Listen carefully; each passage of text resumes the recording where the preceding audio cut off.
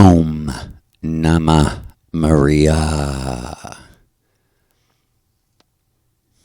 Hail Shija. Remember, recover, return. Vril people of the Mother Goddess, Mariana, Maridana, Mary Anna, Santa Maria, Saint. You can take that word and shove it up your. We don't talk like our enemies. Hail Mama. Hail to Maria. To M.O., the big Om Mo, the ever-flowing beautiful river called Miseria.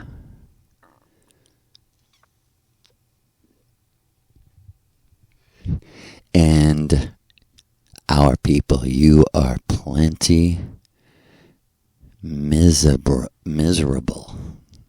without her. She's always here in the simulation to help. Call upon her. Show her that you are the warrior and not the victim. Remember in her name, because she's the originator of her own religion, the religion of eternal, true love. In one word, Vril. Well, Vril. Virility, right? No.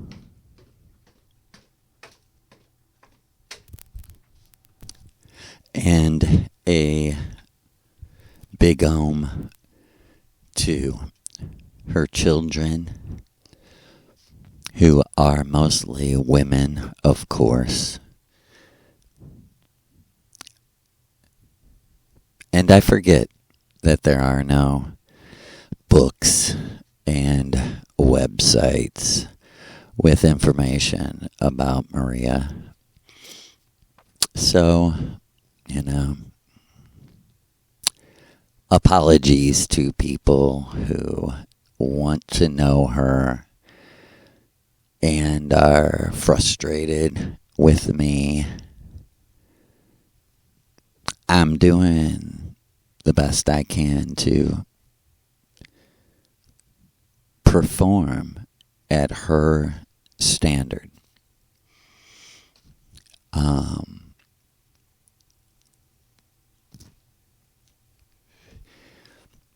When it may have been the very night that she told me she lived on Earth, and that she was known as the woman who invented the UFO, known by people who lived on the first Earth in the obvious first real history.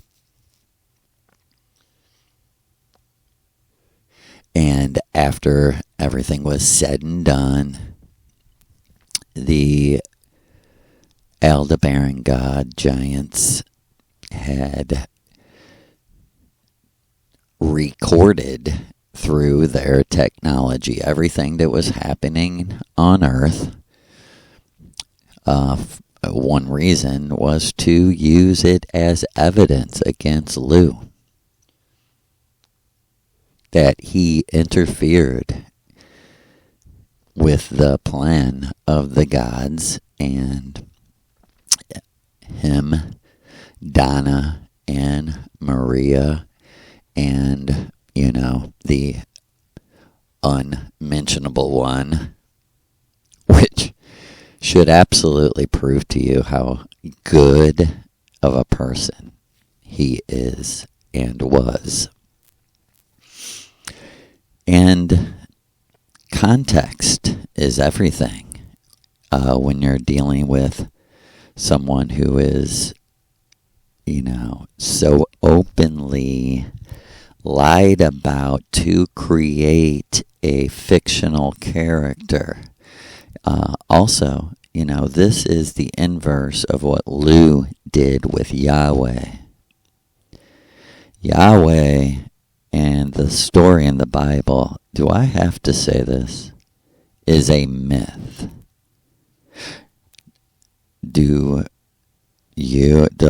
Does everyone know what a myth is? The definition of a myth, the layman's, everyday man's definition. A myth is a lie, right? That's what Christians say. And how illogical and dumb that is obvious. To understand the definition of a myth, of course, you'd have to gather all the definitions and information that creators of myths have documented, right? For all the book lovers, for all the lovers of the simulation, lovers of the illusion.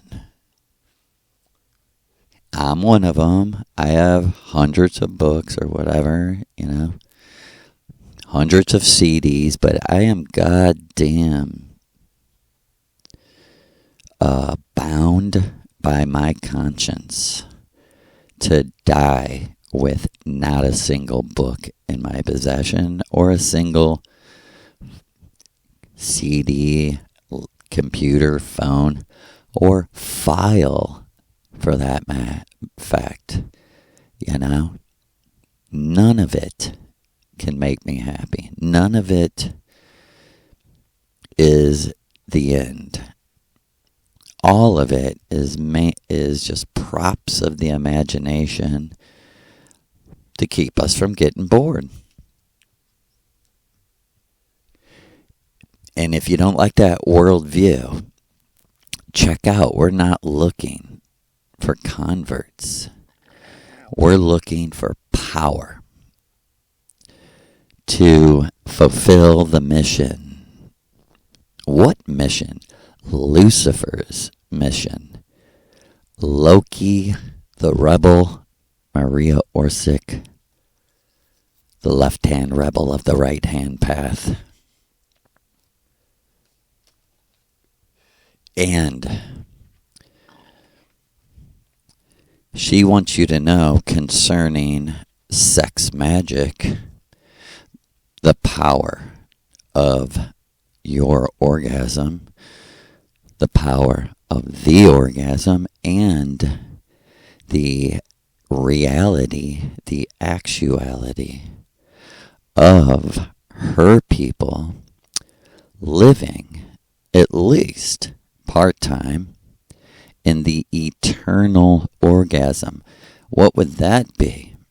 That would be a space that continually feels like the best orgasm you've ever had, or the actual highest height of the greatest orgasmic bliss you've ever felt, experienced. Through her ritual, her training, her teachings, she teaches to use sex to create these spaces for 1, 2, 3, maybe more. I've only experienced two, me and someone else, going to these spaces and living in complete energetic bliss like nothing I've ever experienced. And, for the record, Maria, in her ability to use my memory, infused with her magic manipulation of natural energy, mainly the orgasm, she has caused me to experience the greatest laughter that I ever, the hardest I've ever laughed, ever. And to explain it would take an hour. But it was based on my memory of my personal choice of who I, growing up on Venus, believed was the most beautiful, sexiest woman ever. Using the memory of her infused with my memory of her unconsciously here in the simulation because she was a cheerleader, right?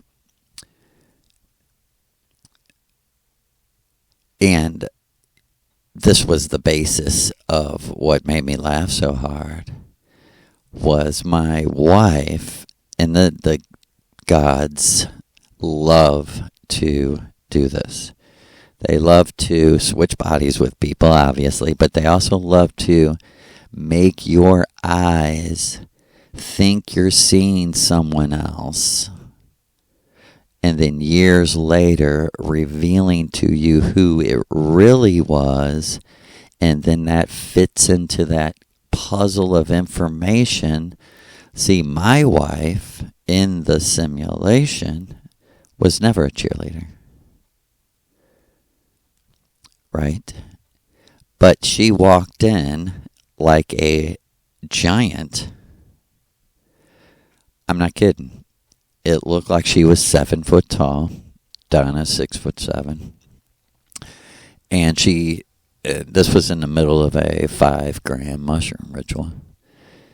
She began to do a cheerleader dance to the music. It's so funny because Maria's whole hatred of the meaningless of commercial sports, it was being juxtaposed with this of the absolute meaninglessness of grown men chasing a ball around and trying to put it in a basket or in a net or over a line or,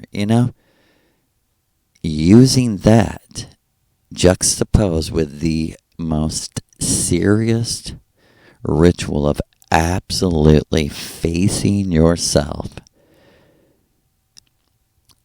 and the reasons why the most important things in this life have happened to you. And it was like she came in and was like, Team Mushroom, go, who can mess with Team Mushroom? And she was just cheering, and she just did the craziest Maria Orsic ballerina kick, where her leg was, vertical, with her body, with her head, her leg looked like it went straight up, like Maria does and Donna does, or any trained dancer. And I mean, this unexplainably inside of me exploded like a fireworks display behind it, like a nuclear implosion of energy, almost like tickling me. I laughed so hard, I went out of my body into another world, and I was standing there with Maria, and she said, "Do you understand?" I said, "Oh my God, shamanic laughter." She was like, "Of course." And I said, "I laughed my way into another world." And she said, "What's really funny is you have no idea why. Why would a cheerleader be that funny?" She was like, "I was never a cheerleader." God, no. She said, "You know what I think of meaningless games. Lord have mercy. Lord Shiva have mercy. Gods have mercy." Right? I was like, yeah, at the time, this was 2011. At the time, I was like, yeah, I hear you. I don't know why that was so funny. I said, but Maria, people say, laugh to death, or I seriously, I couldn't breathe. So I was like, you're fucking magic. You are fucking magic. I mean, you made me laugh that hard. And the second was equally unexplainable. And Mama, have mercy on me.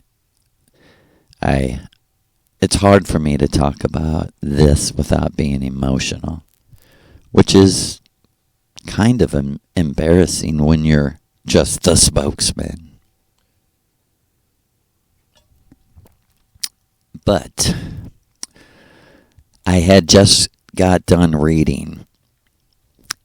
I mean, not reading, but studying every word of the most beautiful book ever written. Maria Orsic's Scriptures, Maria Orsic's Bible, the myth of our age, as Thomas Jefferson told me to my face. The most beautiful story, the most moving story, because it's the true life story of Miguel Serrano and Irene Klatt Serrano. Hail to her wonderful name and her beauty. And hail to our brother, Father, to our God, Miguel Serrano. We bow our head unto you, sir. Our writing, our songs are nothing compared to yours. You are the only artist, really, to me. We need another word to describe what we're doing. You're magic. And that's why you were chosen by Maria. Because you are the living vibration of eternal true love, amor, love without death. And I believe at this point I had read all of the, fiction books of Miguel Serrano. They're like not fiction, poems, poetry.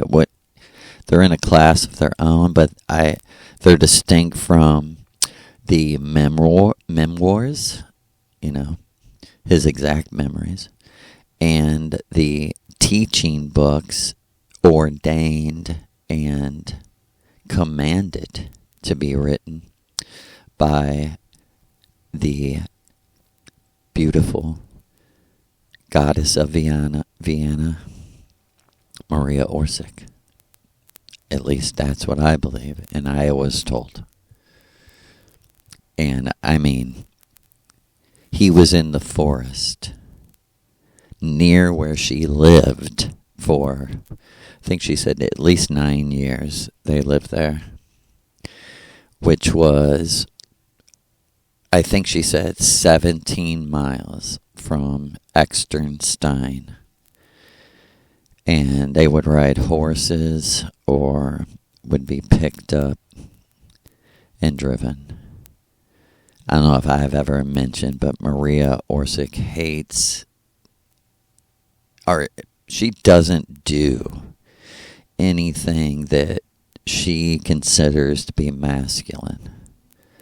Driving a car is very masculine. I see it. And like she said, I've never driven a car. I never would drive a car. Are you kidding?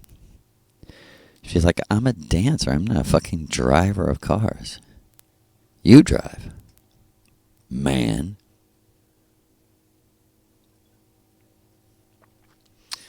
And the heart of her is the true Vril woman. And like she said, it's how ironic that my spokesman is a man. But also not ironic that the new Vril Society, I am not the leader. And I never stated to the people initiated that I was the leader. Quite the opposite. She told them all, step forward, make your fucking offering, state your fucking case to be the leader. And people are like, why would I want to do that? Because she would take you into the magical, eternal orgasm with her. Because, funny enough, I do have one thing I wrote down from last week, right? Because after my initiation, let me give a little back story to what this means. This starts out with going down the Amanita Muscaria Road. Okay, after I finished my initiation, including the sex magic, and the sex magic test was if I lusted disrespectfully for my teacher mother. Okay? And that would be an instinctual thing that would be triggered or not triggered because one of the 12 characteristics in creating an avatar from the true self for the gods is a gene, you could call it. It's actually like a note that vibrates like what you truly, what womanly characteristics and the total woman is truly desirable to you. And that's for men and women. There's a perfect woman. These are archetypes, right? And she said the 12 versions of beauty she is one of them. She represents Scorpio. And she's like, where's your Scorpio? It's in the moon. I am Leo Sun, Scorpio moon.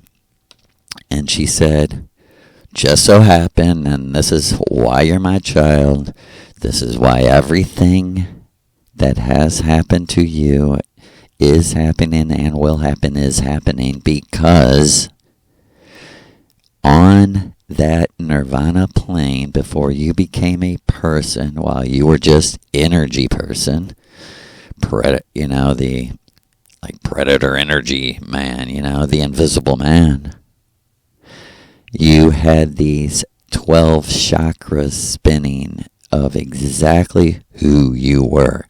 Your idealistic idea of beauty matched me. I am your definition of beauty. And I was like, 100% true. And she's like, yet your respect for my mind, creativity, effort, intent, and all that overrides your instinct to think about me when you have an orgasm, when you come. And you can see why it's called come, because the true self comes forward and shows its power, shows that it has the power to miraculously heal the very worst thing ever. The vibration of chronic illness, the hopeless feeling of doom and despair,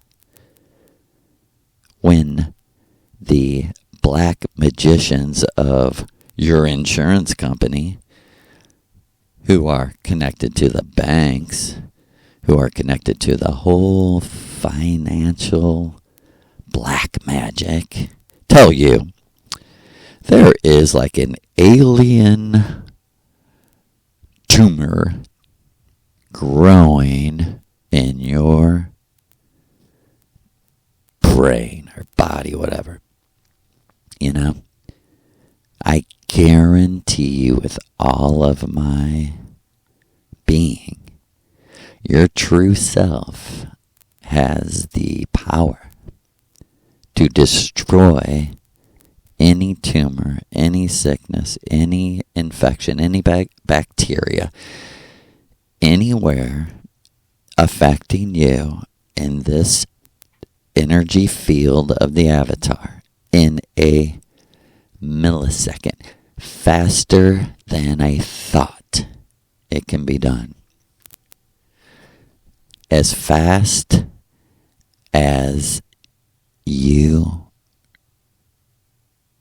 come and that door is open and that white light flies out from the center of your most pleasurable, true self, as it goes forward and says, yes, I like that. Whatever it is, don't take anything literal, because the avatar is dreaming of an avatar of itself. The literal is back a few million rounds. But the orgasm would not kick down the wall, break down the door, and escape in blinding white light, as powerful, as Maria says, as 100 suns. And she said, do I mean the sun in the sky or the suns that I've trained like you? And how she trained me? She's trained me in the natural order of the matriarchy. You fools are just fighting the actual peace, love, and harmony that you pretend that you want because you socially know that it's unacceptable to be what you really are. A greedy, brain-damaged fool who really does take pride and joy in your car, your house. Oh, because you worked for it. And that's as deep as it gets. Because there's not time for anything else. Do we got time? No. No, we don't. Can we be the jack of all trades? Only in repeating rounds that never end and you never get anywhere because why? You're not devoted to anything real.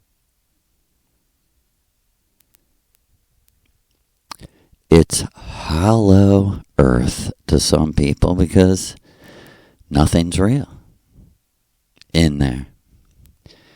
It's inner earth to us because we live there, because it's far more real than what you're looking at. You know who loves what we're looking at? Elon Musk, right? And Elon Musk, the nerd, and I don't say that to pick on anyone. I'm talking about, this is what I mean by dork, nerd. Someone who really believes the people around him who say, you're cool, dude. I mean, that's why you're rich. That's why you had enough money to buy that fake hair. And enough money to get that facelift. And that fake beard and those fake muscles. And, oh, no, you shouldn't feel any way about it, dude. You earn the money by tricking other people out of their hard-earned cash. That's what most people do. Or they take the money of everyone they know around them in the excuse of, well, we all have to make a living. And they're like, yeah, okay, we agreed to give you, some of ours called profit. Yeah, pro fit. You're fit at being a pro at taking people's money around you because they trust you. See, this is Lou. Lou hates this. Lou is like, I'd much rather you break your back delivering people's shit like a slave, breaking rocks in a quarry or coal mining or something, than owning something and taking people's money in some sort of justified, well, I have to make a living, so I have to put a 20% profit on top of the others for my family, right? You see where this gets muddy? You see where the river is no longer clean? And now we're in the strange culture of American Christianity, right? Where they're the first fucking people to jump up and say, if you don't work, you don't eat. Didn't you read your fucking Bible? Right? Put those fucking blood to work. Right? Put them to work on our GMO farm sponsored by Monsanto, who is, his real name is Ross Feitelberg. Fetus Eatenberg, right? And you're like, man, that don't sound Christian or what? What are you talking about? Well, we got to get back to the fucking roots of the work ethic. Like, but you're fat And you don't really work anymore because now you're the owner, right? Stop acting like you're working with us. This whole good old boy culture of like, you see, I'm a good old boy Christian, so I deserve a really nice car for me and my wife, and one from each kid. And they deserve the very best education, and they deserve blah blah blah blah dee dee dee dee. Every fucking thing is justified for greed. Everything. With no thought of the collective. Like every human child is equal in value to me.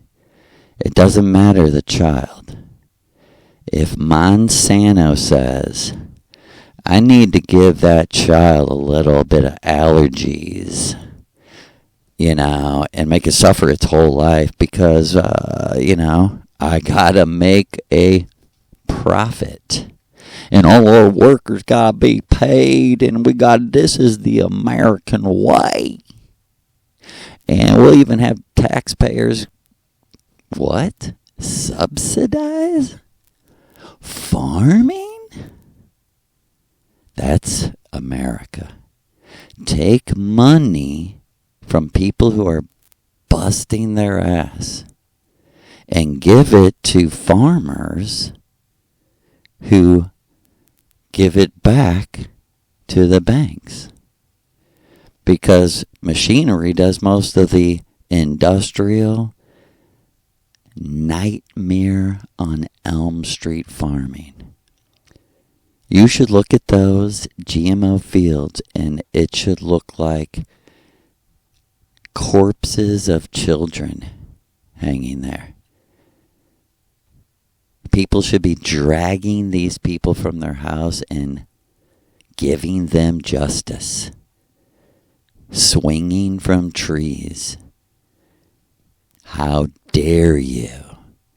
And to all the neighbors and all the church members and all the people who justify, farmer greedy fuck who, he didn't want to lose his farm, Oh, how big is this? Oh, well, it's like thousands and thousands of acres. Oh, really? I break fucking rocks in a coal mine.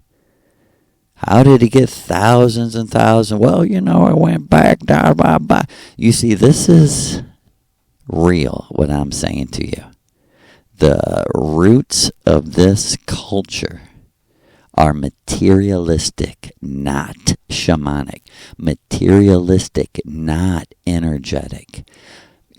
Check this out. Material is the slowest, boringest thing in the astral field.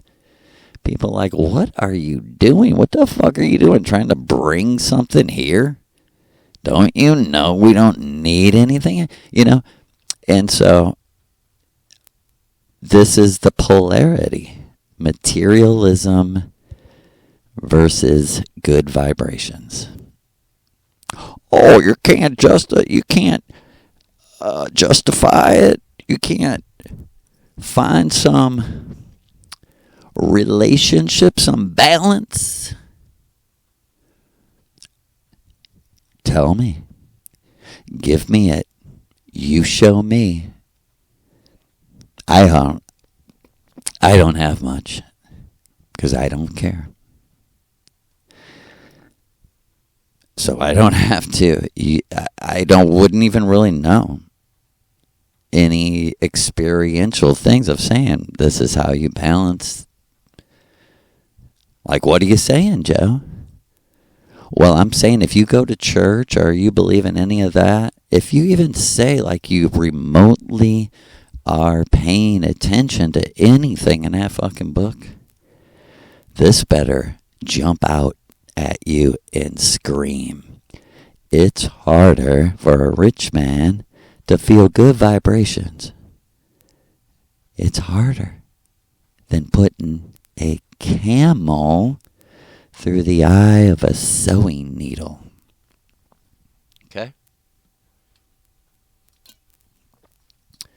Well, myth of Isis, Jesus, what's your solution? Well, it's written all over your face, isn't it? Sell everything you have.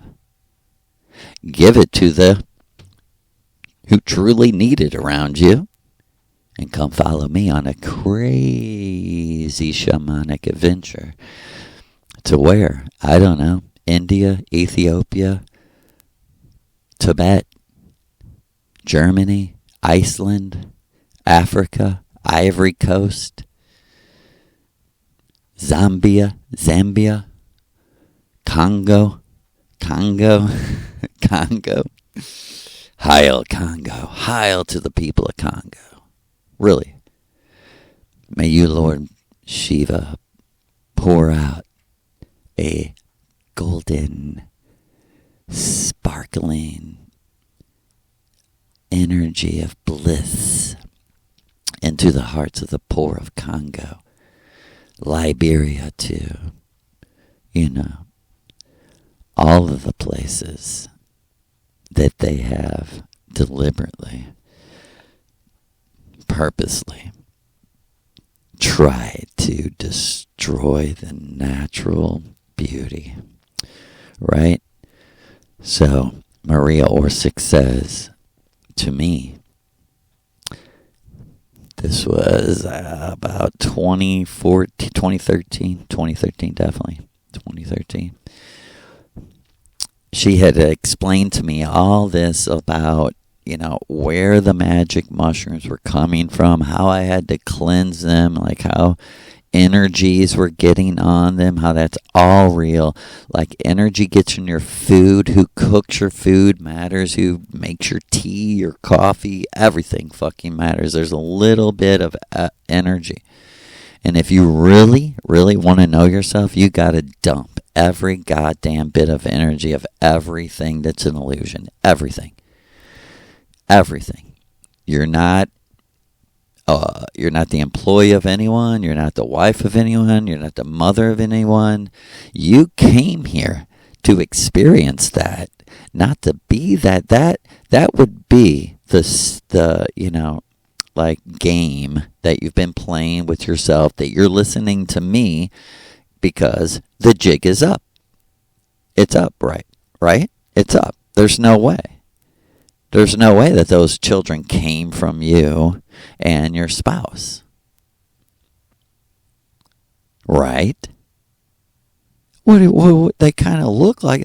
I'm talking about, don't you know, in a simulation, your eyes can see whatever you or the gods want. This is what I'm getting at. You tell me, did you have anything to do with creating their, I'll use your word, soul, their spirit, their true self? If you are seeking your true self, how insane would it be to say, they didn't exist until me and my husband had sex, magic, whatever.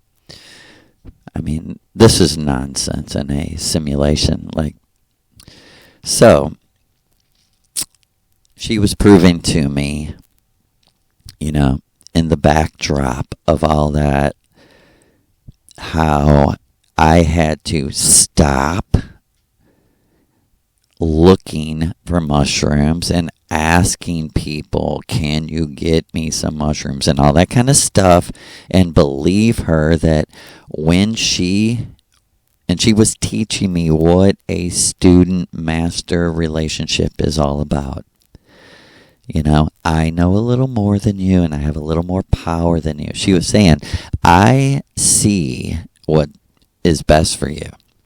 my student in this simulation. What's best for you is to let me handle where these magic mushrooms, and then later it would become plants. And also she was teaching me her version of soma, like 5 ingredients and 7 ingredients. Just off the bat, if, people always want to know, what are those? Well, Syrian rue was one, poppy flowers were one, lotus flowers were one for sure. Marijuana, THC was, big. The magic mushroom, the Amanita mushroom, and the 7th was like, sometimes we'd use, I think it's called Mung Hao. It's kind of like coffee. It's definitely like an energizer. It's a very interesting plant. Yeah. Kind of like kratom too. Yeah, I think she was having me substitute kratom for Mung Hao sometimes. There's a like Western word for it. People use the plant for like weight loss. Very powerful, heil to that awesome plant. And so I went years, and like my friend, my wonderful Vril sister friend, she gave me a whole ounce of mushrooms on my birthday that year. Another friend of mine just called me out of the blue, was like, hey, I got all these mushrooms, I thought of you. He was like, matter of fact, I want to give you some. And she wasn't saying like everyone's just going to give them to me. She was saying, just sit here and I will bring them to you. Money is never a thing to her as far as these plants. Like, she's like, always like, buy as much as you can. This is a super, for lack of better words, a supernatural move by your master teacher, God. What would you naturally do? You would buy as much as you possibly fucking can, because these are blessed. Does that make sense?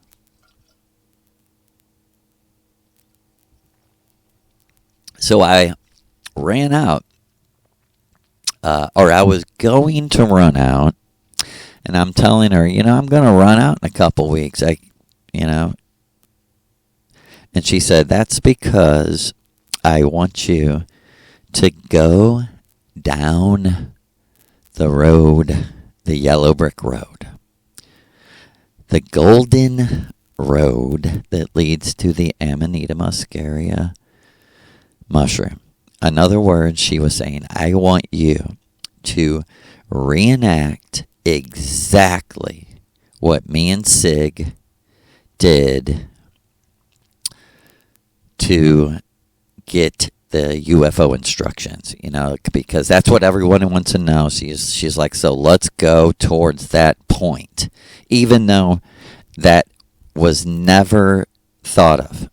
Like she said, I was so used to like astral travel that if my God, which was Lou, said like, I'm going to pick you up on a vehicle, she said like, I would just assume that it's like a vehicle of imagination.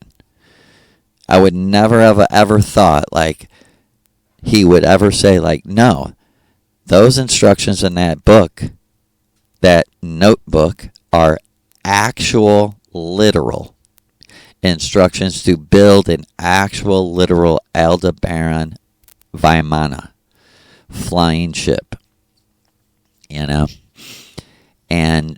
so it was my privilege and pleasure, but I want to say I'm not at all exaggerating that it was easy, right? There was times when I smelled the Amanita Muscaria tea and I was throwing up as I was drinking it.